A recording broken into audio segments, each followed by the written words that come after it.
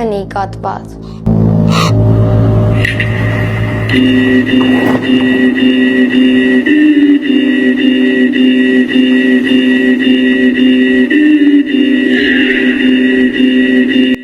Ոչինչ ավելի սարսափելի չէ, քան այս զգացողությունը, երբ արթնանում ես, բայց չես կարող շարժվել։ Մարմինդ քարացած է, դու փորձում ես գոռալ, բայց ձայնդ չի լսվում, իսկ ամենավատը զգում ես, որ ինչ-որ մեկը քեզ հետևում է։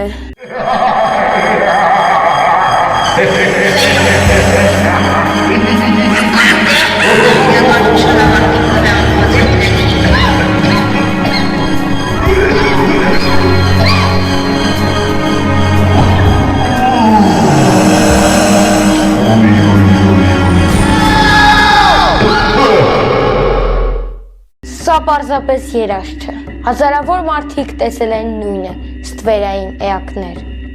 լուր կերպարներ, որոնք մտնում են ու նայում ուղիղ աչքերիդ մեջ, եւ երբեմն անգամ շոշափում քեզ։ Եվ գիտեք, որն է ամենասարսափելին։ Նրանց տեսնողները նկարագրում են նույն բաները, անկախ երկրից, մշակույթից կամ դարաշրջանից։ Մի կին ասում էր, որ ամեն անգամ, երբ նրա վրա քնի կատված էր իջնում, նա տեսնում էր սև անշարժ ֆիգուր, որ ուղղակի կանգնած էր անկողն ու դիմաց։ Մի օր նա որոշեց չշարժվել, այսինքն քարանալ,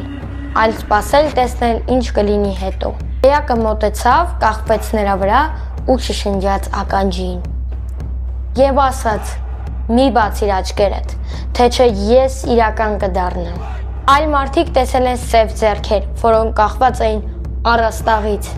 Ոմանք զգացել են շնչառություն իրենց ականջի մոտ, բայց սենյակում բացի իրենցից ոչ ոք չի եղել։ Գիտնականները պնդում են, որ դա ուղեղի խաղ է, հալյուցինացիա, որը առաջանում է, երբ մենք արթուն ենք, բայց մեր մարմինը դեռ քնած է։ Սակայն դա չի բացատրում, թե ինչպես են տարբեր ազգերի, տարբեր կրոնների մարդիկ տեսնում նույն ձայները, նույն էակին։ Եվ ամենավատը այն է, որ երբեմն քնի կատվածը տևում է ոչ թե վայրկյաններ, այլ րոպեներ, իսկ ամենավատ դեպքում ամբողջ գիշերը։ Եթե ուզում ես ես հենց դա փորձարկեմ ինձ վրա, ապա այս տեսանյութի տակ հավաքում ես 150 լայք։ Եվ ես իմ կյանքը ռիսկի տակ դնելով կփորձարկեմ այս լեգենդը եւ չգիտեմ արդյոք ինձ հետ ինչ կլինի։